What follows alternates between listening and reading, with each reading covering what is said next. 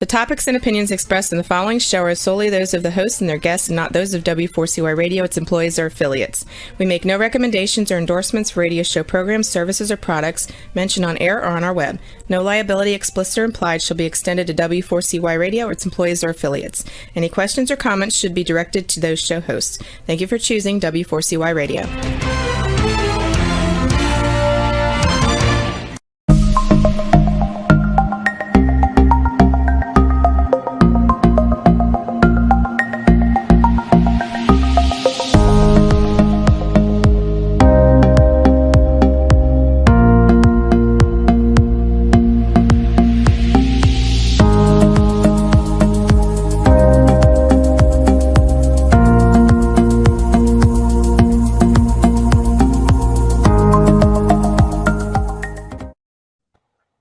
Good evening, everyone, and welcome to TriVersity Talk. I am Stephen Bloomer Teague. And I am Wendy Stuart Kaplan, and thank you for joining us on Thursday night on this beautiful spring day, Stephen. My gosh. I'm wearing short sleeves, and I'm wearing flowers. I'm sure April will be abysmally cold, but until it is, I'm going to... Well, yeah, we're going to be punished for this nice weather, but I think everybody will agree March is definitely going out like a lamb. Amen to that. Thank goodness. And wow, what a Tuesday we had. Our town hall was a hit. It was really amazing and a very much needed panel. And for people that don't know, there is a recording of it on the TriVersity. Did you put it on the website or it's on our Facebook only? It's on the YouTubes. Or no, YouTube, right? Here. If you're watching this on YouTube, you can find that. It's the audio, not the video, because we figured you didn't want to see everyone's face. So, check it out. It was really wonderful. We got a plug from a national organization that said they hope more centers do town halls like that. So, yay for us. Pat on back. Pat on back, yes. Well, if you're here on YouTube or Facebook, give us a like or a love or any of that good stuff. We would definitely appreciate it. A subscribe or two. We'd love it all. But anyway, let's quit talking about YouTube and town halls and get to tonight's guest, Wendy. Well, because I'm ready to burst over tonight's guest. I love this guy. He is the Norma Desmond of upstate New York. And I bet y'all can't guess who it is, but he's a journalist. He's a photographer. He is a performer with a very intense acting background. And he's got a gorgeous personal assistant by the name of Dharma. I'd like to introduce you to the one and the only Jonathan Charles Fox. There she is. There she is. And this is all you're going to get from her. That's it, so right? You're getting her right at the get-go. Hi, All she Dharma. wants to do is get away from me. Go. There you go. Well, it's okay. So many people know you, Jonathan, and so many people know Dharma because she's always with you. So thank you for introducing her tonight. You know, I should have had something to say about her, but I had so many descriptions about you. There was no room for Dharma on the bill. Well, honestly, she is the star of the show. She always has been. And she continues to be right up to like this very minute. And I can tell you, just recently, I was in a grocery store nearby, and a woman, you know, everybody's doing their mask thing and their distancing and being very, very polite and respectful of everybody else, a smaller grocery store. And this woman sees Dharma in the cart. She's with me all the time because she is my service dog. She is, for your viewers who wouldn't know, which seems inconceivable, she is Dharma the Wonder Dog, and she is a seizure alert dog. And of course, you're very familiar with her story. Yes. So this woman kind of timidly approaches me and keeps her distance, gray hair and a mask. I don't know who she is. And she looks at me and she points at the dog and says, "Is that Dharma the Wonder Dog?" And I said, yes, it is. And so she turns around for her husband. You know, Morty, come here. It's the dog from the newspaper. It's the dog from the radio station. And he looks at her, and they're older than you, Wendy. And he looks at her and he looks at me and he said, "Is that Dharma the Wonder Dog?" And I said, yes. And they're like, "Wow, it's the dog from the newspaper." I said, "I'll give you $1 if either of you can tell me my name." And they didn't know. Crickets. Well, we know that. This is the I'll story let of my that life. comment about that they were older than me. I'll let that just slide Yeah, right do back. that. Well, Hi, Jonathan. So, you are so well known.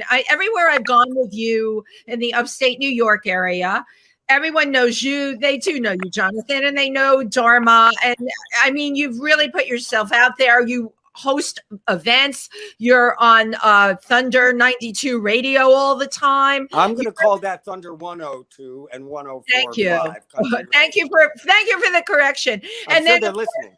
you have your column in the River Reporter, My Humble Opinion, which everyone has read for the longest time. I'm going to start with the very basics. How the hell did you turn up in Sullivan County? Because you and I went to college together. We And did. nobody knows that. And I ran into you in front of a ribbon cutting ceremony in front of the Stick It In. And we had Johnny and Roswell on this show a few weeks back. And I'm looking, this guy looks really, really familiar. And I'm like, holy Toledo. We did a show in SUNY Binghamton. And it was you and I. We didn't have lines in that show, I don't think, or maybe only one or two. I don't recall any of those years, really. I don't even recall the show, but I mean, these were, let us, for lack of a better word, very humble beginnings. So, how did you end up upstate? You've been all over. Well, it took me a long time to circumvent and wind up back here. I didn't originate here, but I was born about 90 miles west of the Catskills. And I started performing at the tender age of 5. Wow. My grandfather was a big band leader. And before he got married and settled down with my grandmother, he was a big band leader and toured with Peggy Lee. I mean, he was a big deal. I love Peggy Lee. And he toured with a then almost grown up Shirley Temple when she took her nightclub act on the road. So he had show business in his blood. And I think I was about 5. He recognized a little maybe spark of something in me and handed me a microphone. Wait, does that mean you were precocious and out of control at 5 years of age? I certainly wasn't out of control. He handed me a microphone and plugged it in and said, do something. And at the age of 5, I think I sang Somewhere Over the Rainbow. Get out. And everybody was like, oh, and I was hooked. So I started out pretty young and got very involved. And yes, we met in college. I was a theater major at SUNY Binghamton. But I worked a little bit back and forth when I was, before I graduated from college. And then when I graduated, I went to New York. And yeah, but weren't you a child actor? Also, you had done some stuff also before we met in college. Yeah, I had. A little bit because so I remember everything about you, Jonathan. I know every little details. So come with me on this train ride of your life. So after college, did you come into New York City? And I did. I went into New York and I was fortunate enough to get some work and get a little bit of commercial work, some voiceover work.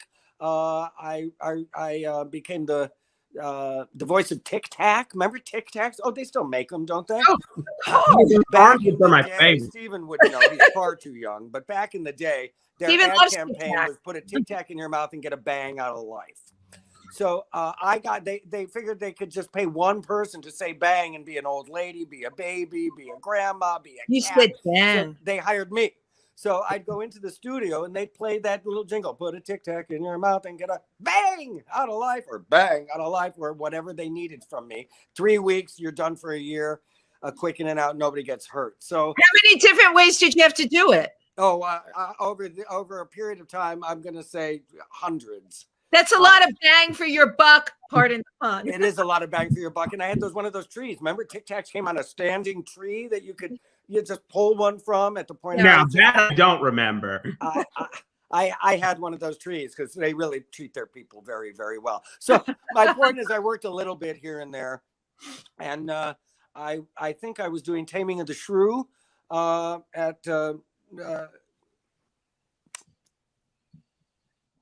I'm trying to think where we were. No, it was New York. It was Shakespeare. The Shakespeare companies all met up in what is now Hell's Kitchen Acme Repertory Theater was performing there. I remember Acme Repertory. Wow. I was one of the founding members of Acme. So I was doing Taming of the Shrew. I think I was doing Taming of the Shrew, and I got some fun reviews because it was a Roaring Twenties version of the show.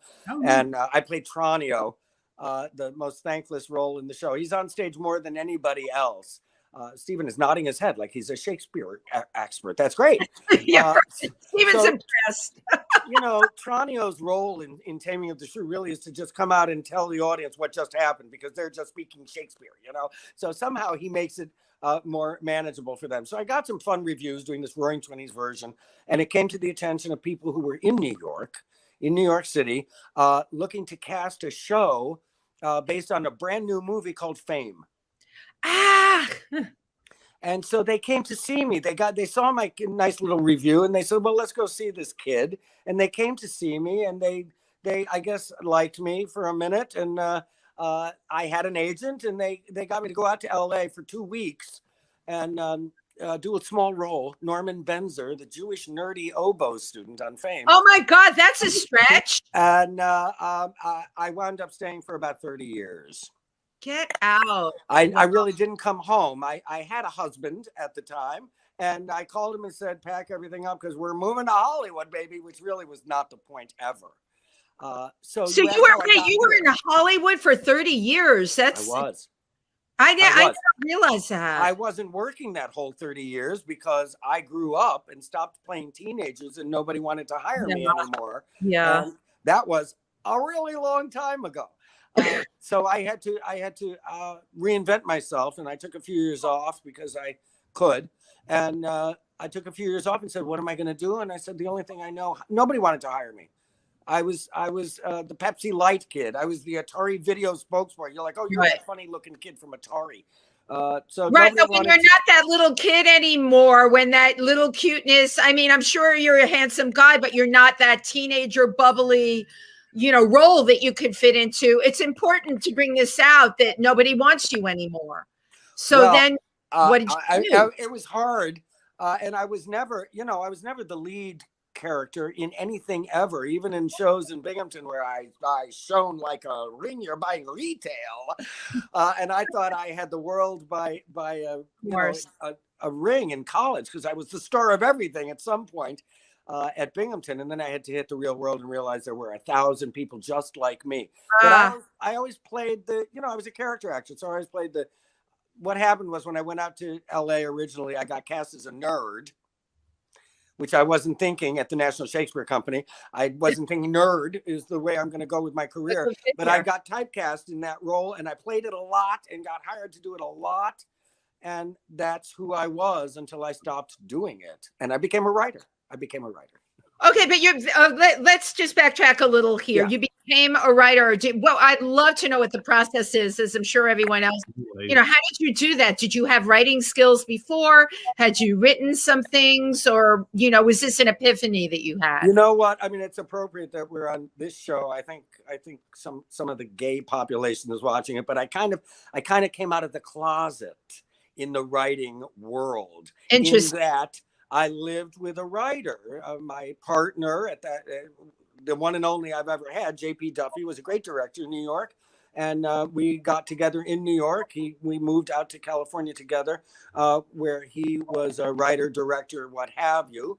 And he was working on a show called The Facts of Life. Remember them? The Facts of Life. Yeah. Facts of Life. Yeah. So The Facts of Life was a big part of my life for a really long time, and I still have coffee mugs all over Norma Desmond's Catskills Retreat. And because JP was on the writing staff, I played the pizza delivery boy on and off for years. I'd knock on the door and make my $700 or whatever it is and say, here's your pizza, and go away. But I always wanted to be a writer, and he was the writer, and it was a problem in our relationship. He didn't want me writing. Well, because he's a writer. Because I guess he felt threatened by that. But I was doing it even then when I was 20-something years old. I was writing. And I wound up with the opportunity to write a script or two here and there because of his work. And I wrote a script for The Facts of Life. That kind of stuff pays pretty well, let me tell you. But I love that you wrote a script. This is one of the first scripts that you wrote, and it got picked up. Yeah, absolutely. And you make it sound so easy. That's incredible. I'm sorry? That's incredible. You make it sound so easy. I mean, you did it and it got picked up. Well, you know what, Wendy?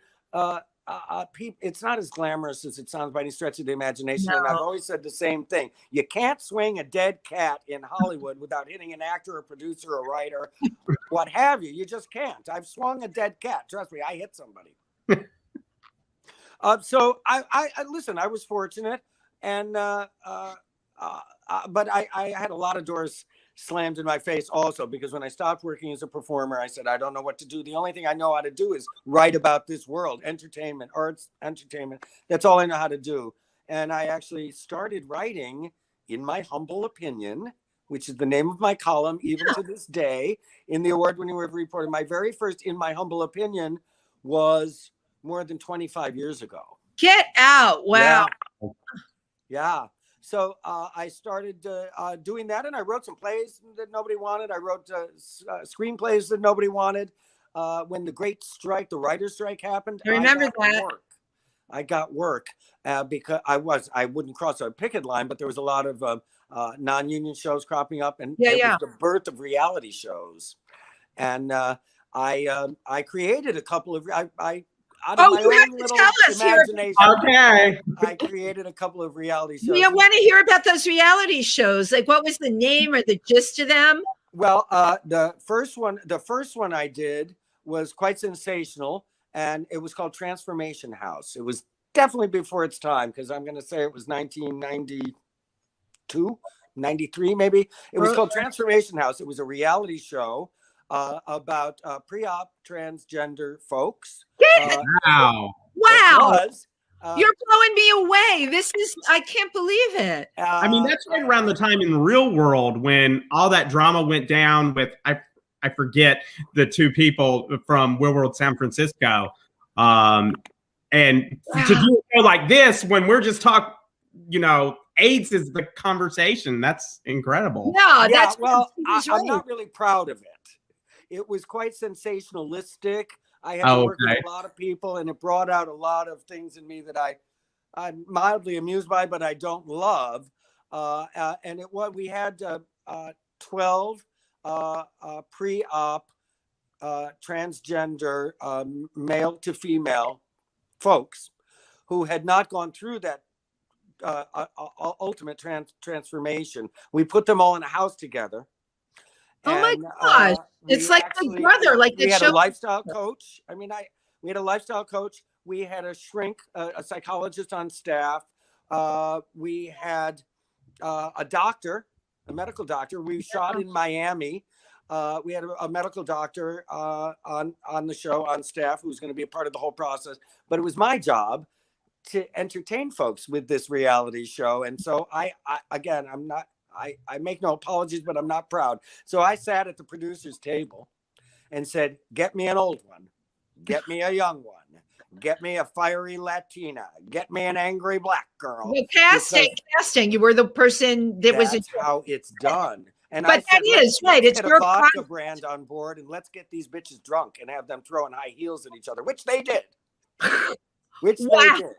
And at that time, none of this was covered by any kind of insurance. And the last girl standing, the last woman standing, got everything paid for, all of her surgery, for the big reveal. Again, not necessarily so proud, but.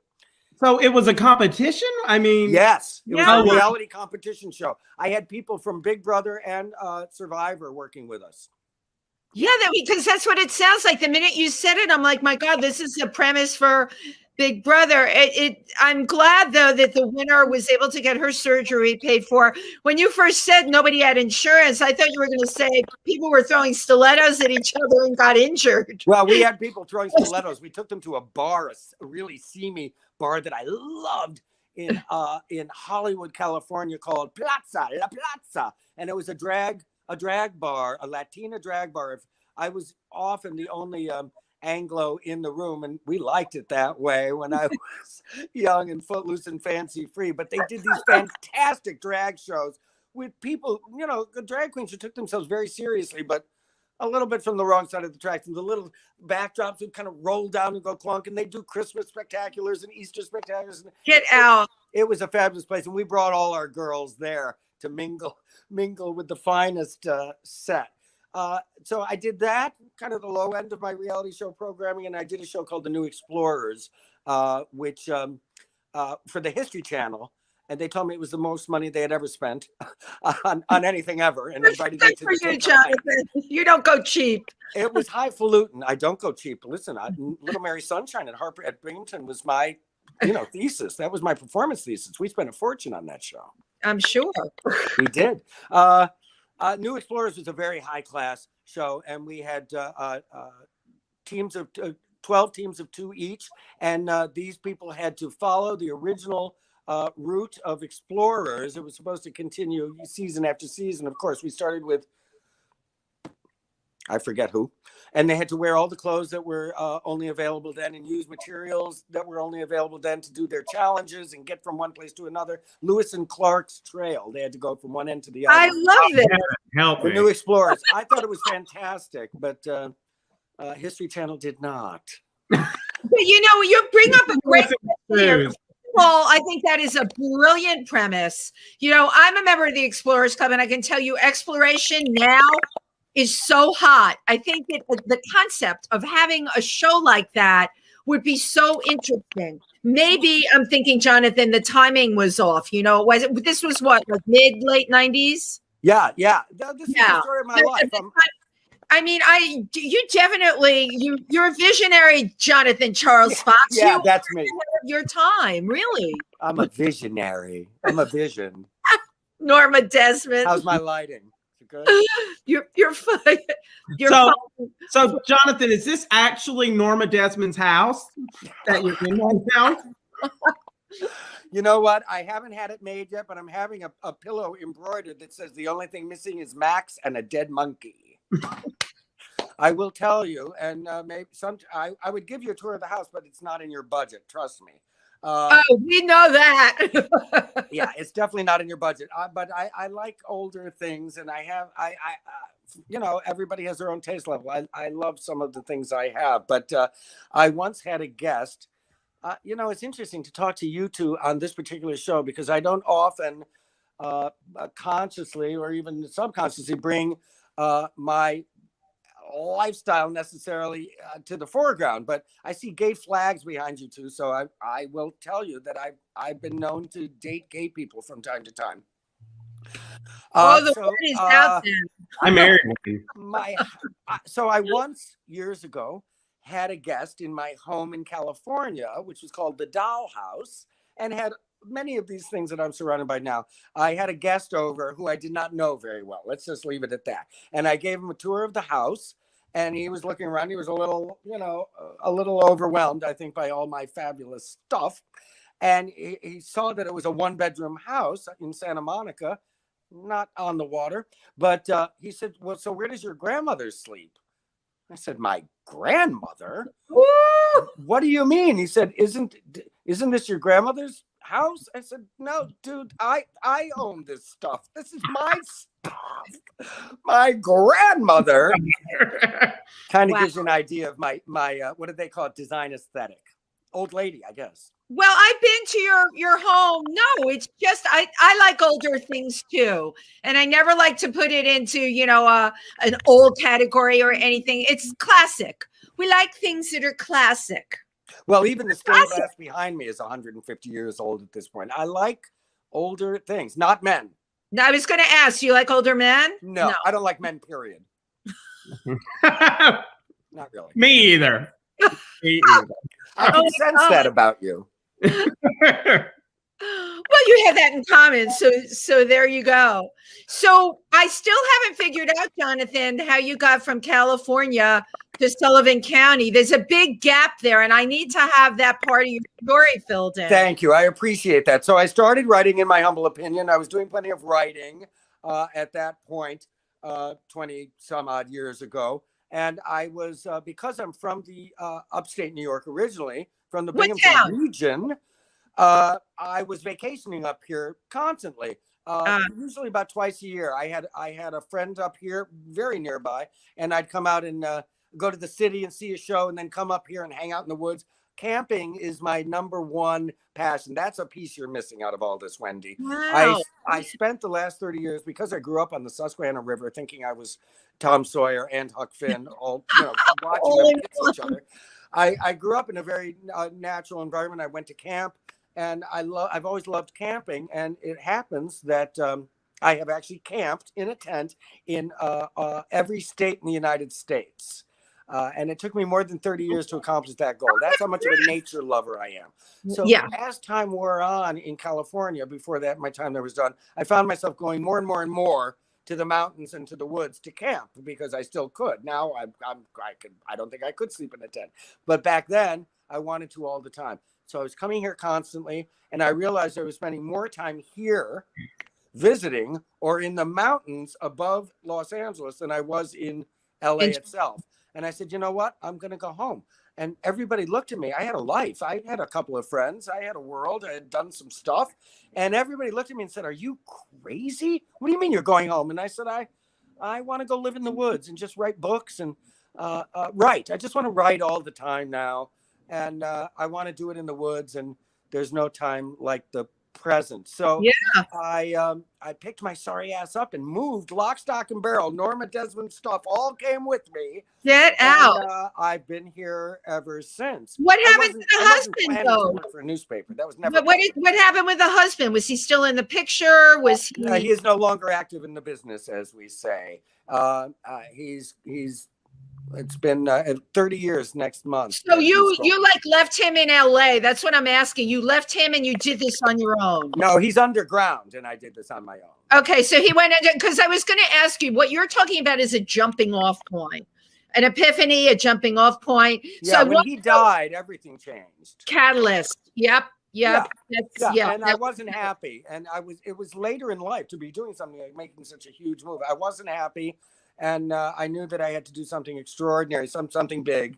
And so I said, I'm going to move to the Catskills. I didn't even know what I was going to do, honestly. I had no idea. I knew what I wanted to do. It takes a lot of guts. It does. I don't know. I had a truck just like I do now, and I threw everything in it. And my dog at the time, Liza May, and I threw in the truck, and we drove cross country and camped out all along the way. And here we are 1,000 years later, and I'm Jonathan Charles Fox. And you're here on TriVersity Talk. See, this is all very interesting because as much as I know about you, this whole part of it had a big blank spot. So you reinvented yourself, and you did it in the Catskills, which is great. I did, but to be very serious, Wendy, I skip ahead and say, I've worked for every newspaper in the region. One of the newspapers came after me and said, "Oh, we read your blog." I had an old blog 1,000 years ago called "Working Without a Net," and somebody read it here and contacted me and said, "We'd love you to work for us. We'd like you to write for us." And it was somebody at the Democrat. And I said, I don't see that happening. And she was like, "No, we really would like you to do that." I said, no, I don't think so. And they kept saying, we'd love you to do that. What would you want to write about? And I said, well, I guess, is there any theater? I mean, what's going on here? And that's how that started. My point being that I'd been doing that for years in Los Angeles, writing about the world of arts and entertainment in Los Angeles. And getting paid better than I do to this day to do it, but nobody gave a damn. Right. I moved here. I didn't know anybody was going to give a damn. I moved here. This happened with the newspaper, and I started writing for this newspaper. And my first column, I said, "Hi, this is who I am. This is where I came from, and I'm going to go see plays and tell you what I think about them, express my humble opinion. And if you'd like to talk about it, let me know." So, like week 2, I was in Narrowsburg, New York. I was walking down Main Street, and a piece had come out, I think, in the River Reporter at that point. I was already at the River Reporter by then. And there was a knock on the window of the Main Street Cafe at that time. And I looked, and there was somebody doing this. So I, did one of these and looked behind me. They're like, "No, you, come here." So I said, okay. And I walked in, and it was some guy. I don't remember. He's probably watching now. Undoubtedly, he still stalks me. And he said, "You wrote this thing about this play. And I totally disagree with you." And I said, "Oh, that is fantastic. That's great. Let's talk about it."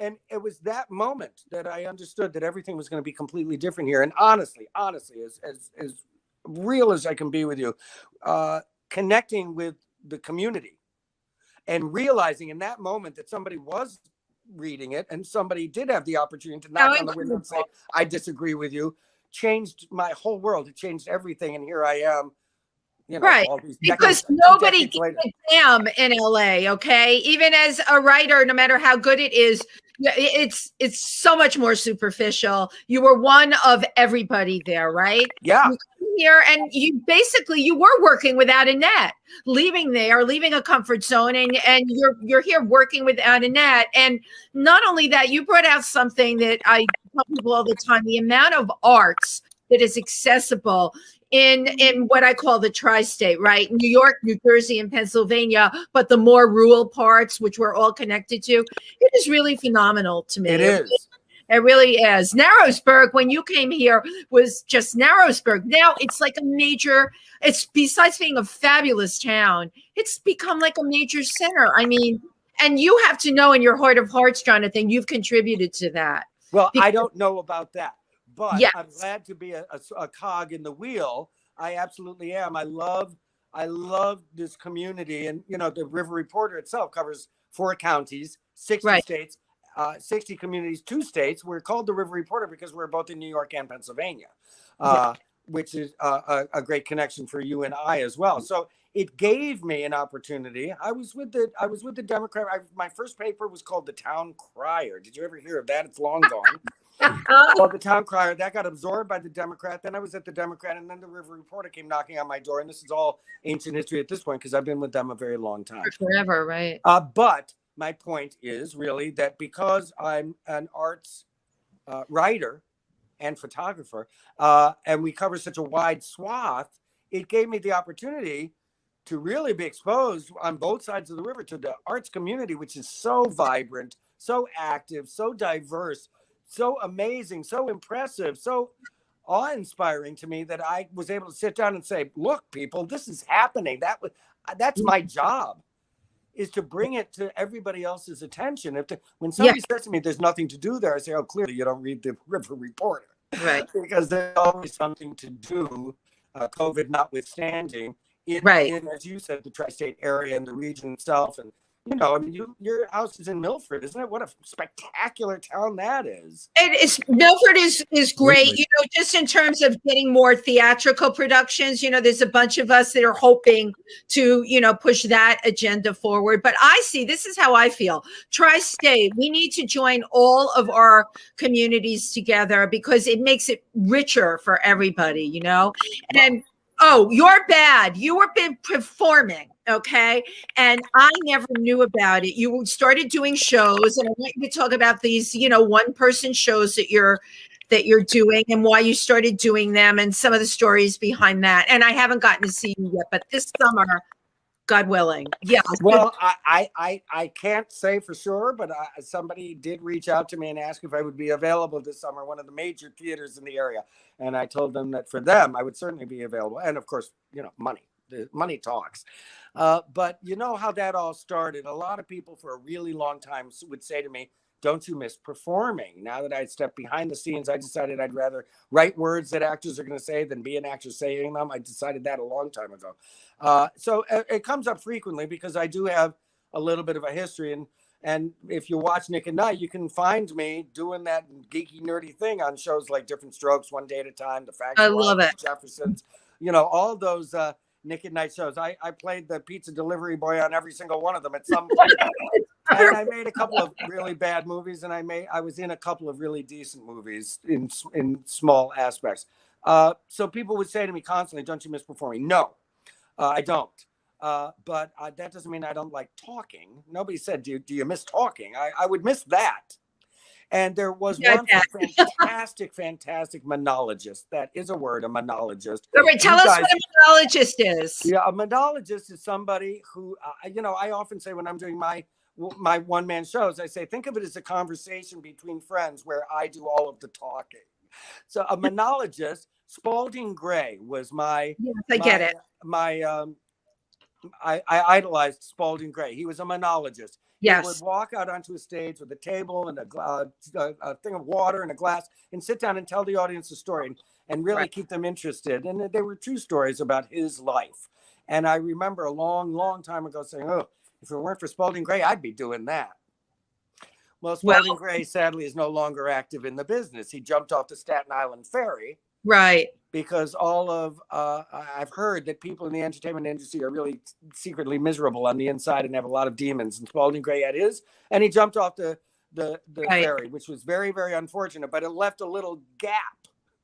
It left a crack in the wall for Jonathan Charles Fox. And I said, I'm going to take up his torch. Not that I could ever dream of being a Spalding Gray, but I loved what he did.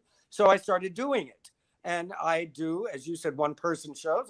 I'm a man. I'll call them one-man shows.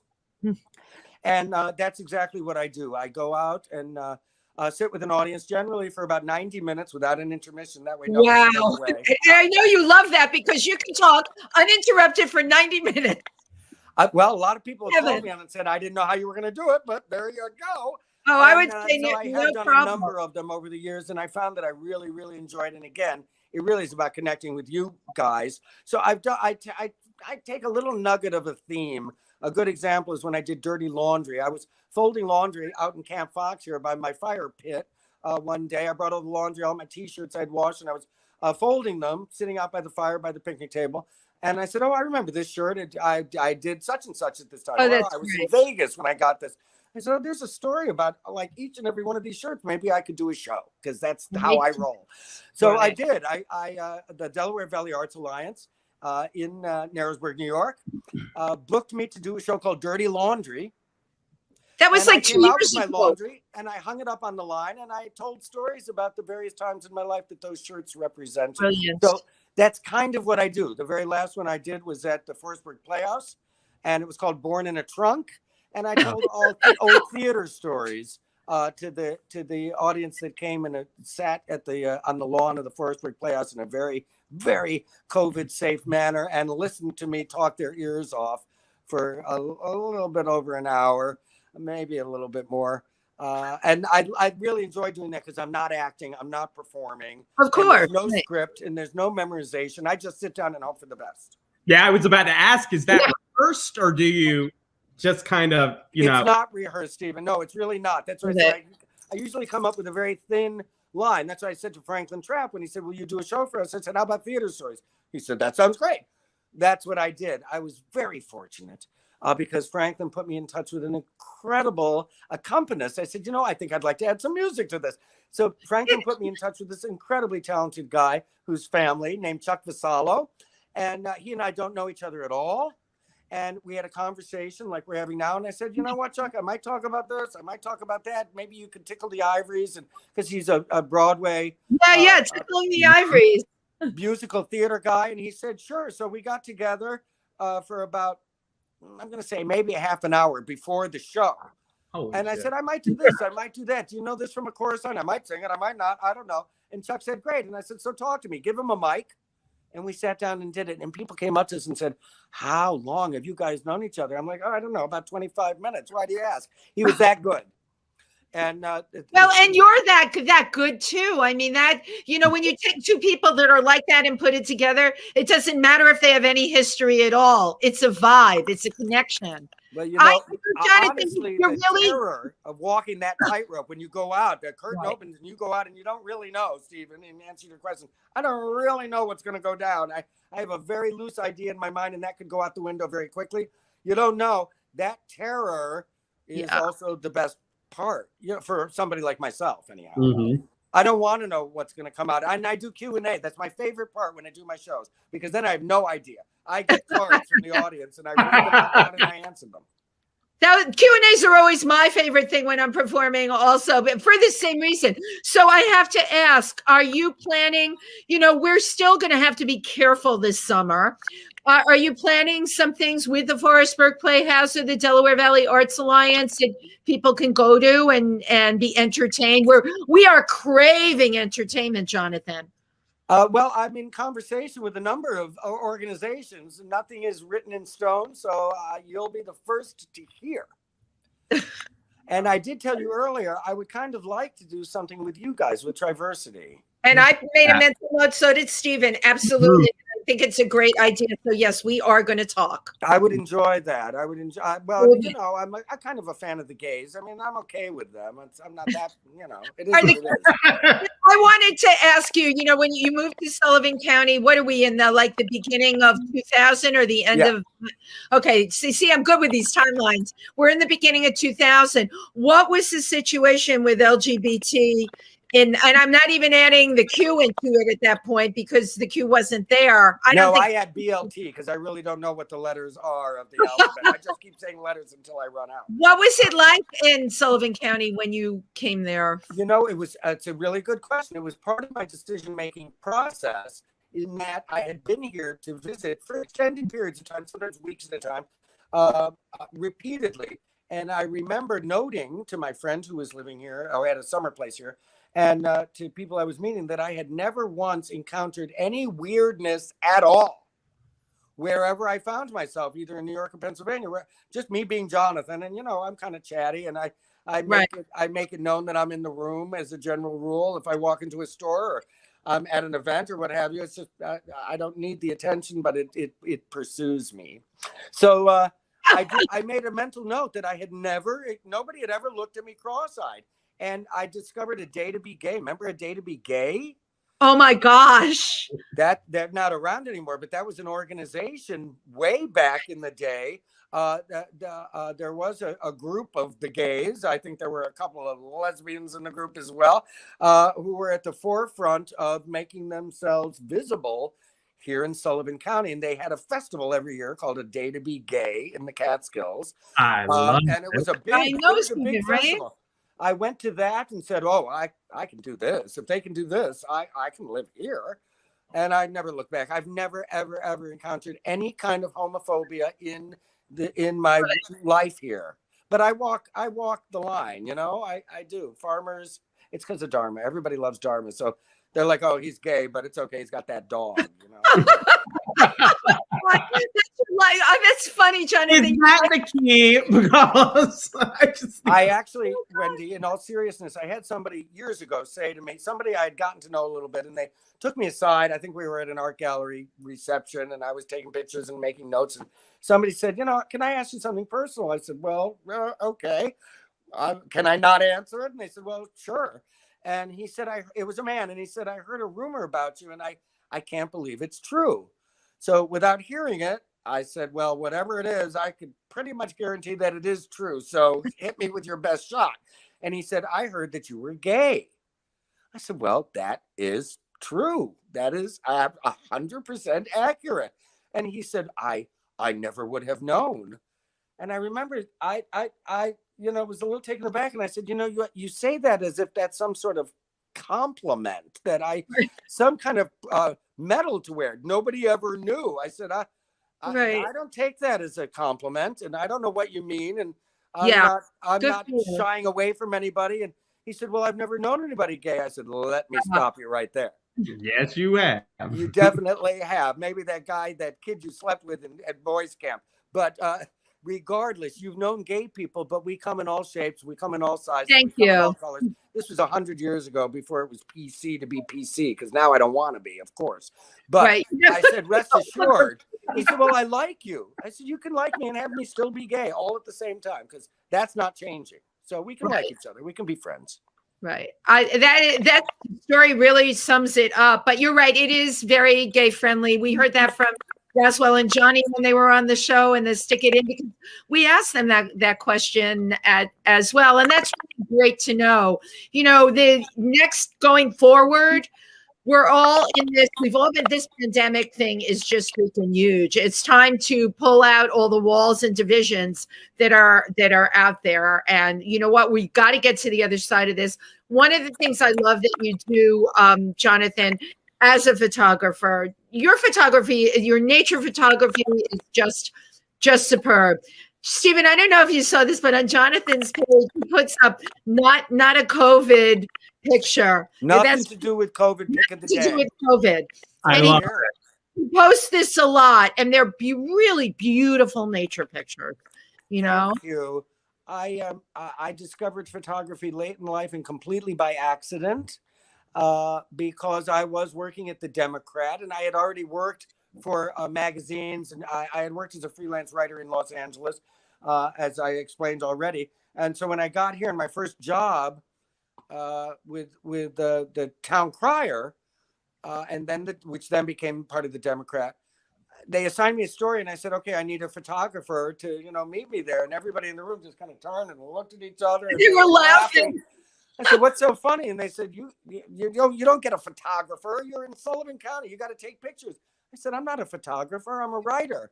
And they said, well, you better figure it out. And a time I got a camera this big, and I went out and started taking pictures, and the groundbreaking of Bethel Woods. I mean, I've been here that long before there was a Bethel Woods, of course, and now it's a big part of my life. I started taking pictures, and every week I'd hand stuff in, and every week my editor would say, well, the copy's okay. The writing's not bad, but the pictures are horrible. And I'd say, well, I'm not a photographer. I'm a writer. And again, I was reminded that I had better pull my act together and be able to do both. So I took a course at SUNY Sullivan, a Digicam course. I love this. And I started taking pictures, and I live in a beautiful, beautiful, beautiful place, right? We live in the most glorious surroundings here. In the Catskills, and I'm in the Sullivan Catskills, of course, but everywhere. I love Milford, Pennsylvania so much, I can't even tell you. Well, Jonathan, I got to tell you, some of your most gorgeous stuff, I really hate the cold. Everybody knows this. The snow's beautiful to look at if I'm sitting inside. Some of your most beautiful photographs are of the snow. Thank you. I have my shrink to thank for that, because he said, just embrace it. Just embrace it. And the way for me to get through a season like this was the worst winter we've had in 34 years. But the snow would start coming down, and I'd grab my now $3,000 camera and my lenses and decide what lenses I'm going to use. And I'd go out there and take pictures of icicles and snow and deer and snow. And I found that I really, I have an untapped, unknown about passion for photography that now fulfills me in so many ways. I can't even begin to describe to you how happy it makes me to have become late in life the photographer. So I never leave the house. The only difference between a professional and an amateur is a professional always has his camera. And I never leave the house without my camera. And I love photographing the world we live in. Yeah. People, places, and things. I do. So thank you. I appreciate that. Yeah, no, definitely seen and noted. So I would like to talk about, so you actually do have an assistant. Her name is Dharma. Yes. Can you tell us a little bit? I know, but I really want to share this with people, how the beautiful Dharma came into your life. Dharma is a miracle in my life. Well, she just picked her head up when I said her name. Hi, Dharma. There she is. Say hi. Look at that face. Hi, Dharma. First of all, just for everybody who's looking, saying what a cute dog, Dharma is a Havanese. She's a purebred Havanese. I've had dogs my whole life. I've never had a purebred before. The Havanese are the national dog of Cuba. It literally means Little Havana. And they were bred about 150 years ago, none of which I knew. I had never heard of them until she came into my life. About 150 years ago, the Havanese were bred specifically to be companion dogs, especially for children. And so they bred out everything but these amazing, they look like stuffed animals. They do. They're small dogs, they're hypoallergenic, they're non-shedding, and the magic that is Dharma, of course, and what you are referring to is that Dharma is a seizure alert dog. I have a form of epilepsy. I wasn't born with it. I had a severe brain injury many years ago, which caused this form of epilepsy. And I do have seizures, petit mal and grand mal seizures, and it really impacted my life for a long period of time. In the last 15 years or so, a lot of work has been done with dogs on some amazing levels. And it came to my attention about 12, 13 years ago that there was such a thing as a seizure alert dog. And what Dharma is a scent alert dog. She's smelling my epilepsy. She's smelling my seizures. What happens is prior to a seizure, I see Stephen nodding, I secrete a chemical in my head that the dog can smell. She can smell my brain chemistry changing. I don't know what's happening. I have no idea that a seizure is coming on, but she knows a good 15 minutes or so in advance because she smells that change. And it takes a little while to flood my brain cavity and cause me to fall down and go boom. So what Dharma went to school for, she went to a specialized school with diabetes alert dogs. Yeah. And cancer sniffing dogs who can literally smell cancer cells. Isn't that amazing? She was trained to alert me to that change in my brain chemistry happening. And she was highly trained. And then she went to school at about 14 weeks old. And we've been together ever since she graduated. It didn't take very long. And she's been with me ever since. And she gave me the freedom to live a normal life, which I was not feeling at all. By that point, I'd gone about 7 years without a seizure alert dog. And I wasn't sure that I wanted to continue living my life that way because you never knew when you were going to have a seizure. I was on medication all of the time. That's really what it was about. 24/7. I was on brain medication, and brain medication really kind of messes you up in the head a little bit, I'll say, to be clean. And it was horrible. And Dharma freed me from that. And I only take medication at night, so I don't have a seizure in my sleep. People have had night seizures, and they suffer. Some people have smothered because of that. And Dharma would always be on alert if my brain wasn't functioning properly at night. Right. So before I go to bed, I take medication so both of us can sleep. And I'm knocking on wood. I mean, it's been a long time since I've had a grand mal seizure, a long time. Amazing story. And Jonathan, what happened? So Dharma alerts you and then you just wait for the storm, or do you? No. Once she alerts me, first of all, I'm not very bright. So she has 3 different alerts. She starts just by patting my back. And Stephen, you've probably seen, sometimes I carry her around with me in a little doggy sling at my side. When I'm working, when I have the camera in my hand and I'm working, she's right there at my side in a sling. It's called a puppy sling. So the first thing she'll do is reach out and just pat my wrist when she's in the sling. If she's on the ground, she'll pat my ankle. But when I'm talking to you two and I'm really involved, I'll say, oh, just a minute, Dharma, I'll be right there. Hang on a minute. So she's got her head up right here. And so I sometimes ignore her because I'm not very bright. So then her second alert, she gets out her little toenail and scritches me with it, because that feels a little bit different than just patting at me, whereas I might mistake it for bumping into something. I'm so stupid that I still say, even after 11 years, I'm like, Dharma, hang on, I'm talking to Wendy. And then she puts her teeth right on me like so. It's incredible. She doesn't sink her teeth into me, but she does not let go. So if she's behind me in the chair, on the couch, watching TV or something, she'll go for my neck. If she's on the ground, she does that at my ankle. And right now she's at my side, and she'll go for my arm and say, dude, you got to stop everything you're doing. Yeah. And focus on me for a minute. And I have medication that I can take, which will stave off. I have to sit down. I have to pull off the road if I happen to be driving when something like that happens. I wasn't allowed to drive for a long, long period of time until I could go a certain period of time without having any seizures at all.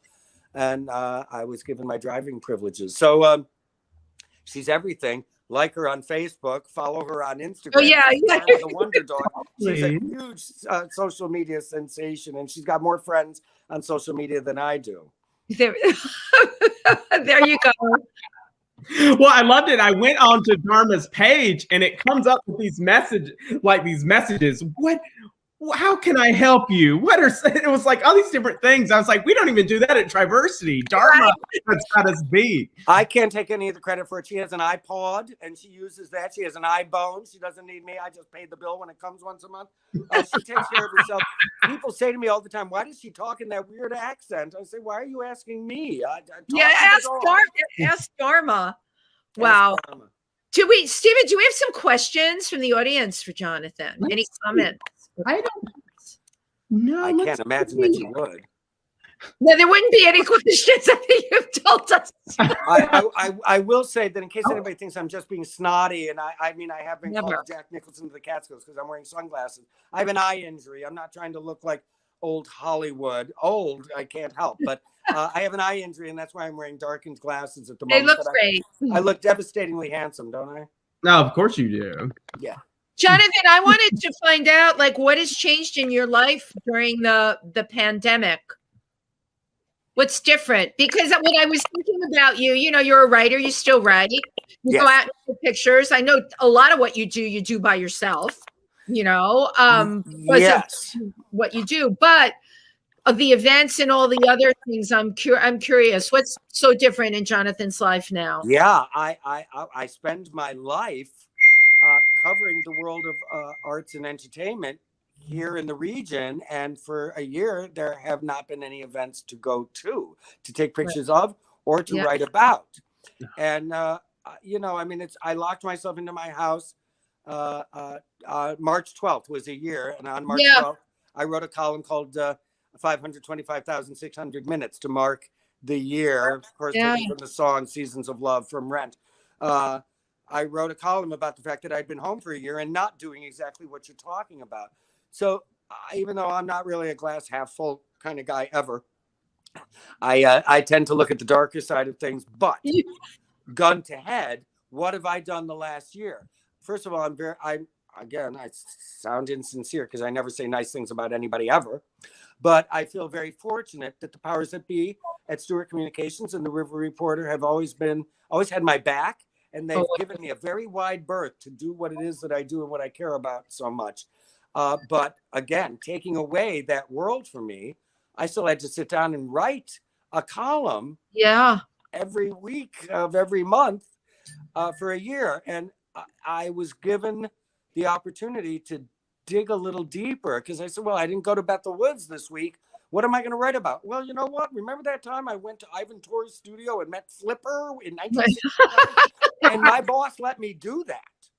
Right. And as a result, I honestly feel, I don't even care if anybody agrees, that I've written some of the best stuff I've ever produced in my whole life because it allowed me to go outside my normal box and just kind of spread my wings a little bit, to add yet another metaphor. But it really gave me an opportunity, and the River Reporter gave me an opportunity to just kind of do what I wanted to write about. And it turns out that the readership could relate to those things. Totally. Because they weren't going out to entertainment either. What you did is you expanded your platform, which is really incredible during this time. So, Jonathan, I have a question. I mean, I think of myself and when I write, and I love my final drafts, but I'm not too keen on getting there. I mean, what is your process like? Do you just start writing? Is it like discipline to get started? How does this work? Well, that's a good question, and I appreciate you asking. And the only way I could have done what it is that I have done for 30 years now is deadlines. Because I could be the queen of procrastination, and I've written a lot of things that are just sitting around in piles in my office downstairs that have either never been completed or I've never. I remember at a point saying, "Oh, I don't care what you think." The first time I sold a big story years ago in LA to somebody, and the story was I was entering a short story contest for Coleman, I think, camping, and I wrote a fun story about camping, and I won the contest. This was years and years ago. It gave me a little, push to say, well, I guess maybe I could do this. So I won the contest, and I won a contract with a publishing company at that time. And I started working with the editor of whatever magazine it was 1,000 years ago. And she said, well, we've got 3,500 words and we have to cut it down to, 1,200. And I don't even know. Can I say whatever I want to on your show? Go for it. So I said, blow me. I said, blow me. Well, there you go. So I didn't know this woman, and she didn't know me, and she said, I need you to cut it. And I said, blow me. I like all the words, I said. I like all the words. I love that. And she said, well, we like them too, but we have to, fit it into this particular format. So I started working with her, and it was really a learning curve experience for me of working with a succession of, I've had some wonderful, wonderful editors over the years, and I don't think I could do it without them because, as you know, I kind of have diarrhea in the mouth. So that happens on the keyboard as well. I just keep writing. Keep writing. And, my discipline, if I have one at all, is that I've got to have a beginning, a middle, and an end. But I've been working in this business long enough where they say, well, I've got my own page now. I'm very fortunate. I'm such a big deal. I've got my own page. So it doesn't even matter if there's people claw to advertise anywhere near my writing, as you are well aware. But I'm lucky that I get to do that. But I'm given a certain amount of words. And that changes. 1 week, my editor might call me and say, well, we've got some room in the paper. Go crazy. And I might write 1,500 words on the subject. I never write under 750, but it has to be written and done by a certain time. That's the secret to my The getting anything deadline. done ever. It had, and all the work I've done, all the freelance I've done, I've written for magazines like the Jewish Journal. I wrote for a long, long time. I wrote for Green Door magazine. Remember them, Wendy? Yeah. I've written for Music Row, a huge country music magazine. I've been lucky enough to write for a couple of major Vogue magazine. You've probably heard of that. The only way I can get away with it is by having a deadline and having to have the work, because I will procrastinate a lot if given the opportunity. Stephen, you need to like incorporate Siri into all of this, right? And Well, that's the name of my new show. My new one-man show. Words. That's the name of my new show. It's called. Well, there you go. It's got there you Siri, go. It's got Alexa and the Google. They're all in my new show. Yeah, the whole, all of those. By the way, I want to give a shout out. Jasmine is watching right now, so thank you for tuning in tonight. Very So cool. Jasmine's watching. Hi, Jasmine. That's great. Your audience is far and wide. That's fantastic. So, Jonathan, I have a question from you from Simone. And Simone asked, which column, for my humble opinion, do you think was your funniest, and which one was the most controversial? Oh, great question, Simone. Thank you. Thanks, Simone. Put me on the spot. Yeah. I will say, I mean, I love the fact that Simone thinks something is funny, and that's great. I honestly, I never sit down and say I'm going to make people laugh. If people laugh over what I've done, that's a fantastic bonus. And I am a humorist at heart, but I write serious things as well. So Simone's question is, what do I think is the funniest? Oh, good Lord.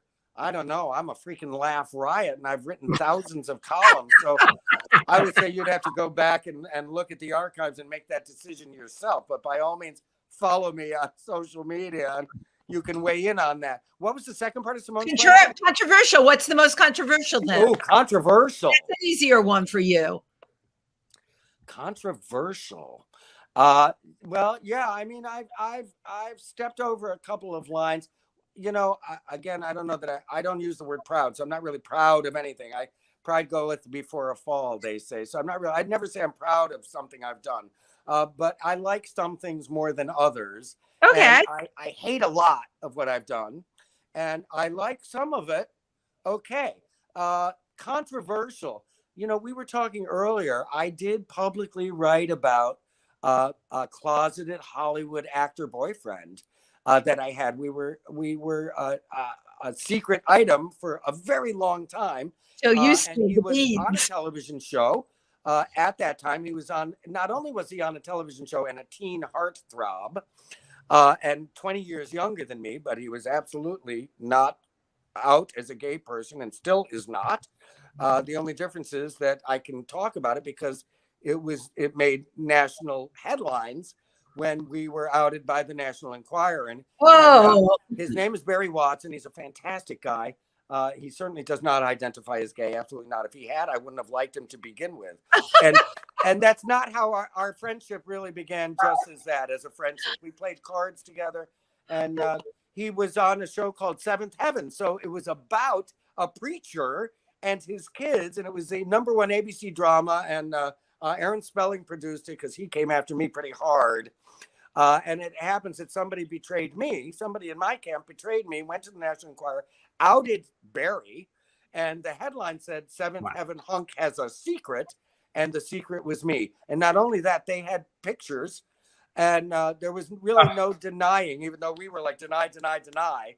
And sadly, you know, it ended my friendship more than anything else, my relationship with Barry. But I did write about it, and it was controversial. So that might be the clearest version of that. And it was sad. I mean, I know where Barry is now and what he's doing now. But I remember, I mean, the National Enquirer found my mother in Florida. They found my sister in Canada. They paid neighbors of mine in Santa Monica to say, oh, yeah, I see his car here all the time. Or, yeah, I know him. And, yeah, I see him going in and out of the house and what have you. The National Enquirer did their job, and they did it really, really well. Meanwhile, we put Stormy we were hiding. Right. We really had to hide, and so I knew what it was like. I understood what it was, because they called me an older homosexual, an older actor, they called me. God. Older homosexual actor. Older homosexual actor. There you go. Jonathan. Well, better than my ex. His mother called me a venom-spewing cobra Jew boy. And I told her I was going to have that embroidered on a pillow. I'm big on having things embroidered on pillows. Venom-spewing cobra Jew boy, when she accused me of making her son gay, and I assured her that he was that way when I found him. But that has nothing to do with Barry and that story. But my point is that at the end of the day, after all this time in a deep friendship, and I still love him, he said to me, we were with a couple of other people who are extremely well known, playing cards. One of them, his name rhymes with Brad Pitt. The other one's name rhymes with George Clooney because Barry did Ocean's 12 with these guys and we all played cards. Oh my together. God. Oh, cool. And they were right there when all this hoopla happened, and it was decades ago and nobody cares now. But he turned to me and said, thanks for not taking the money. Thanks for not giving in to them. And I was dumbfounded. I was absolutely dumbfounded that thought would even occur to him.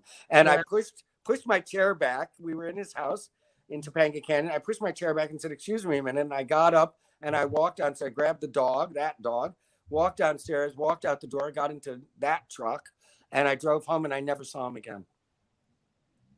Wow. We spoke afterwards, maybe once or twice. End of story. End of story, because I was really crushed that He he would could think even that. entertain that thought that I would sell him down the river, Well, down the river. Jonathan, what a life. I'm calling this segment Full Circle with Jonathan Charles Fox. Really incredible. Do you have something you'd like to tell our audience? You can say anything you want right now. Anything I want right now. First of all, I'd like to thank you both for asking me to do this, which I didn't want to do, as you know, and really had no desire. And even though I was making fun of it, I'm like, did I tell her I would do this? Why did I say? Yeah, you did from the time I spoke to you. Yes, you did. Obviously, I said yes at the time. But I'm mercurial, if nothing else, and I don't remember anything because I smoke so much pot, it's insane. So unless I write it down, we're screwed. But you're very good at keeping on top of everything. I've had such a good time, and I really appreciate that. And I'm a big fan of TriVersity, as you know. And there's nothing really that I wouldn't do to help you guys out when it comes to publicizing. I have gotten behind you guys a couple of times as far as trying to bring TriVersity and its message across to the general public, because I do have a somewhat wide and dedicated readership, I'm happy to say. And I do feel like I'm a small part of the fabric of this community, and that includes the LGBT community. Absolutely, because I'm out and proud, even though I don't like the gays. I keep saying that. I'm going to get hate mail. I don't love the gays. I mean, there's not that there's anything wrong with it, but I'm typing some right now. Yeah, I'm sure you are, and surely I jest. I guess what I'd like to say in closing, on a more serious note, is that I care a great deal about my community, and TriVersity is a part of that community. I care a great deal about my community. I feel a certain sense of responsibility as far as making other people comfortable with that community. I think I'd like to think that that's part of my job. It does come up once in a while, and people say, "Oh, I know, I recognize you." Even the radio station, I'm on Thunder 102 now, more than a decade. And I remember a long, long time ago, somebody from Bold Gold Media coming up to me and saying, just at an event, we were at a big event, and he just kind of sidled up behind me and said, "I want to thank you for representing."